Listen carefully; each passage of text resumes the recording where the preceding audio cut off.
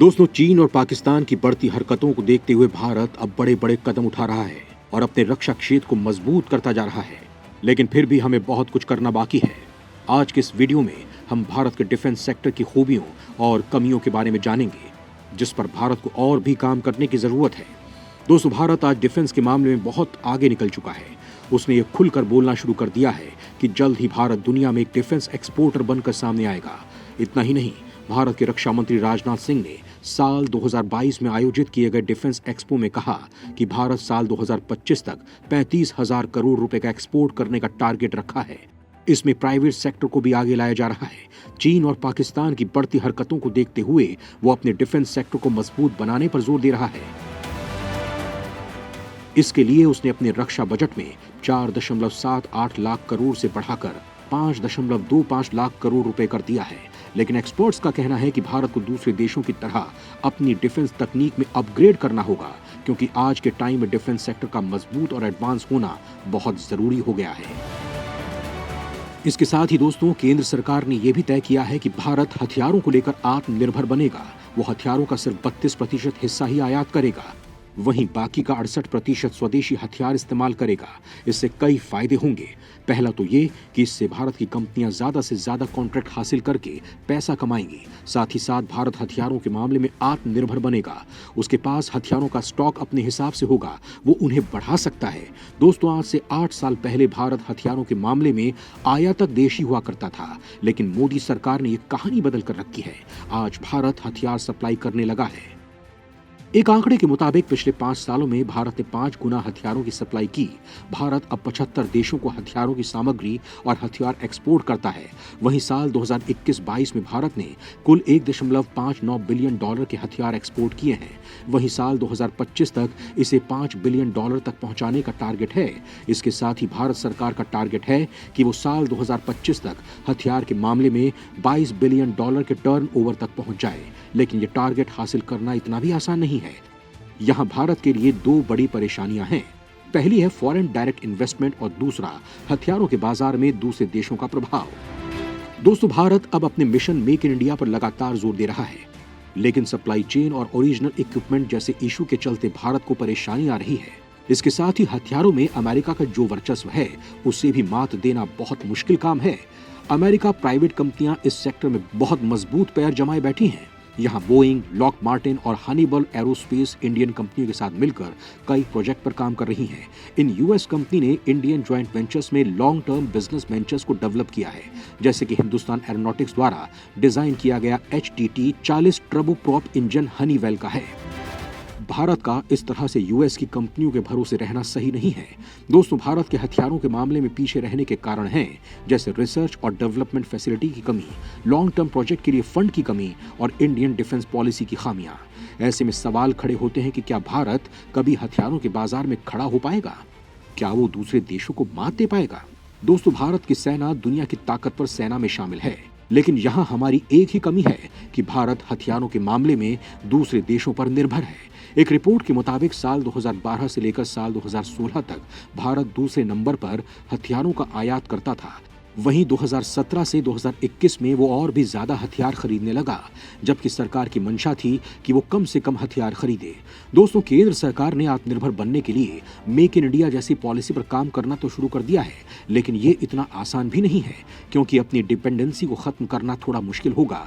आज भारतीय सेना के एयरफोर्स के पास यूएस का C-17 heavy lifter, Apache attack helicopter और इंडियन नेवी के CJ-130J स्पेशल ऑपरेशन एयरक्राफ्ट और P-8I सर्विलांस एयरक्राफ्ट तक सभी अमेरिकन कंपनियों के बनाए गए हैं। सिप्री की रिपोर्ट के मुताबिक हथियारों के एक्सपोर्ट के मामले में भारत 23वें नंबर पर है। वैसे तो आज इंडियन मिलिट्री भारत की बने हथियारों को खरीद रही है, लेकिन सबमरीन, फाइटर जेट जैसे एडवांस तकनीक के लिए हम अभी भी दूसरे देशों पर ही निर्भर हैं। अगर हम इनके एक्सपोर्ट को रोक देते हैं तो साल 2030 तक हमारे 16 से 18 फाइटर जेट तो एक्सपायर हो जाएंगे, जिसके बाद हमें करीब 24 नए फाइटर्स की जरूरत होगी। ऐसे में स्वदेशी तकनीक से जरूरत को पूरा नहीं किया जा सकता है। हाँ, यहाँ ये कोशिश की जा रही है कि इनमें ज्यादा से ज्यादा स्वदेशी उपकरण लगाए जाएं, लेकिन अभी भी यहाँ फंड की कमी को दूर करना बहुत मुश्किल है। ऐसे में हमारे सामने फिर से विदेशी तकनीक पर निर्भर रहने की दिक्कत खड़ी हो जाएगी। क्योंकि इस कमी को तो पूरा करना ही पड़ेगा। इसके साथ ही 3 और दिक्कतों का सामना करना पड़ेगा। पहला ये कि हमारा मेक इन इंडिया का सपना टूट जाएगा। दूसरा, इससे विदेशी कंपनियों का भारत के बाजार में पकड़ और मजबूत हो जाएगी। वहीं तीसरा ये होगा कि हम फिर से विदेशी कंपनियों पर निर्भर हो जाएंगे। दोस्तों, भारत के सामने स्वदेशीकरण को बढ़ाने में दिक्कत ये भी है कि ये कंपनियां मैन्युफैक्चरिंग एफिशिएंसी, एबिलिटी और सप्लाई चेन को मैनेज नहीं कर पा रही हैं। जैसे कि Bengaluru based defence manufacturer HCL 8 engineers Tejas fighter बना सकता है। इस कंपनी का टारगेट था कि वो साल 2026 तक अपने मैन्युफैक्चरिंग को डबल कर देगा, लेकिन सप्लाई चेन डिस्क्रिप्शन ने इसे डिले कर दिया है, जिससे भारत की सेना को दिक्कत का सामना करना पड़ता है। फाइटर प्लेन की तरह दूसरी दिक्कत है हेलीकॉप्टर की सप्लाई। दोस्तों, भारत की तीनों सेनाएं अभी फ्रांस के लाइट हेलीकॉप्टर पर डिपेंडेंट हैं। इन्हें 1970 के दौरान इंट्रोड्यूस किया गया था। आंकड़ों के मुताबिक भारत के चॉपर फ्लीट का 80% हिस्सा 30 साल पुराना हो चुका है। साल 2026 में ज्यादातर सिंगल चॉपर को हटा दिया जाएगा। यहाँ ये दिक्कत है कि साल 2030 तक स्वदेशी हेलीकॉप्टर बन ही नहीं पाएंगे। यहाँ भी डिमांड को पूरा करने के लिए यूएस पर निर्भर रहना होगा। यहाँ भारत की दिक्कत ये भी है कि वो शुरू से ही यूएस हेलीकॉप्टर पर निर्भर रहा है। भारतीय सेना का चिनूक हेलीकॉप्टर यूएस की बोइंग द्वारा बनाया गया है। इसके साथ ही भारतीय वायुसेना कई विदेशी हेलीकॉप्टर को लेकर बाहर की कंपनियों पर ही डिपेंडेंट है।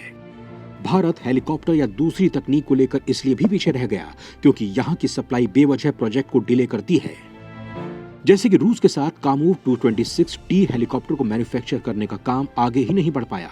वहीं दूसरी तरफ DRDO submarine launch heavy launch पर काम कर रहा है, लेकिन अभी तक इस काम को लेकर कोई डेडलाइन सामने ही नहीं आई है। इसके साथ ही जो भारत के स्वदेशी हथियारों को बनाने में कमियां सामने आती हैं, वो हैं हम कई उपकरणों या तकनीक को लेकर दूसरे देशों पर निर्भर हैं। यानी कि भारत मिसाइल या हथियार बनाने के बजाय असेंबल करने का काम करता है। यहाँ मशीन गन बनाने से लेकर मिसाइल में कई इक्विपमेंट यूएस के ही होते हैं। यहाँ ये दिक्कत है कि अगर ये उपकरण किसी कारण यूएस देना बंद कर दे तो हम कुछ भी नहीं कर पाएंगे। हम पूरी तरह से अमेरिका पर निर्भर रह जाएंगे। ऐसे में जरूरी है कि हम इन इक्विपमेंट्स को भारत में ही बनाएं, तब हमारी डिपेंडेंसी खत्म होगी। अब सवाल खड़ा होता है कि कब हमारी डिपेंडेंसी खत्म हो सकती है। साल 2020 में भारत ने अपने FDI रेगुलेशन को मॉडिफाई किया, जिसमें उसने डिफेंस मैन्युफैक्चर में ऑटोमेटिक रूट के जरिए 74% तक का ही इन्वेस्टमेंट अलाउ किया, जो पहले 49% था। अपने डिफेंस बजट को बढ़ाए जाने के बाद भी भारत कुछ ही देशों को अपने यहाँ हथियार बनाने के लिए अट्रैक्ट कर पाया है। यानी कि दूसरे देशों के मुकाबले में भारत FDI को लेकर काफी पीछे है। दरअसल इसके पीछे भारत की ड्यूअल पॉलिसी एक कारण रही है। एक तरफ वो फॉरेन इन्वेस्टर को बुलाता है तो दूसरी ओर अपने इंडिजीनियस प्रोडक्शन को बढ़ाता है, जिससे ये दिक्कत खड़ी हो जाती है। इसके लिए जरूरत है कि हम अपनी FDI को बढ़ाएं। इससे डोमेस्टिक प्लेयर की फंड की दिक्कत दूर होगी, जो मैन्युफैक्चरिंग, R&D और ओवरऑल एफिशिएंसी को एनहेंस करेगा। बेहतर R&D के बगैर यूएस कंपनी के जैसे हाई एंड प्रोडक्ट को बनाना और बिना एफिशिएंसी के टाइम पर प्रोडक्ट्स को बनाना नामुमकिन है। दोस्तों, भारत सरकार का एक इनिशिएटिव रहा है पॉजिटिव इंडिनाइजेशन लिस्ट, यानी कि डिफेंस रिक्वायरमेंट की ऐसी लिस्ट एक्सक्लूसिवली इंडिजीनियस सोर्स से रिक्वायर की जाएगी। दोस्तों, इंडियन आर्मी में प्राइवेट कंपनी का इनिशिएटिव बहुत कम है। इसके लिए जरूरत है कि भारत सरकार प्राइवेट सेक्टर को आगे लाए। इसके लिए इस बार सरकार ने प्राइवेट सेक्टर के लिए 25% R&D एक्सपेंडिचर रिजर्व किया है। लेकिन यहाँ ये दिक्कत है कि चीन, अमेरिका जैसे देश R&D में 12 से लेकर 20% स्पेंड करते हैं। वहाँ भारत का ये प्रतिशत बहुत कम है। इसीलिए जरूरी है कि भारत को अपने इंडिजीनियस प्रोसेस को सीरियसली परस्यू करने के लिए और भी रिसोर्स एलोकेट करने पड़ेंगे। इसके लिए PPP मॉडल जैसे रास्ते अपनाए जा सकते हैं, जिसमें ये प्राइवेट प्लेयर आसानी से काम कर सकते हैं। ज्यादा इन्वेस्टमेंट से ये प्राइवेट प्लेयर बेहतर तकनीक और एडवांस हथियार बना सकेंगे। साथ ही साथ ये डोमेस्टिक और ग्लोबली बाजारों में खड़े भी हो पाएंगे। दोस्तों, जब भारत का डिफेंस सेक्टर पूरी तरह से प्राइवेट सेक्टर के हाथ में था, तब ग्रास रूट लेवल पर इंफ्रास्ट्रक्चर की कमी थी, जिसके कारण भारत आयात पर निर्भर हो पाया। लेकिन अब कहानी बदल रही है। अब प्राइवेट सेक्टर अपने प्रिवेंस को बढ़ा रहा है, तब सप्लाई चेन की इनएफिशिएंसी दिक्कतों को बढ़ा रही है। ऐसे में पब्लिक प्राइवेट पार्टनरशिप काम कर सकती है। एक्सपर्ट्स का कहना है कि भारत की DRDO, इसरो और BRC को प्राइवेट सेक्टर के साथ मिलकर भारत में स्ट्रेटेजिक मटेरियल के प्रोडक्शन के लिए सेंटर ऑफ एक्सीलेंस डेवलप करने चाहिए। इसके साथ ही सरकारी इंस्टीट्यूट और डिपार्टमेंट के साथ मिलकर डिफेंस इक्विपमेंट्स और वेपन्स में काम आने वाले स्ट्रेटेजिक मटेरियल के हॉटस्पॉट की खोज कर सकते हैं। ऐसा करने से हमारी दूसरे देशों पर डिपेंडेंसी कम होगी, साथ ही हम अपनी सप्लाई चेन को भी बेहतर बना पाएंगे।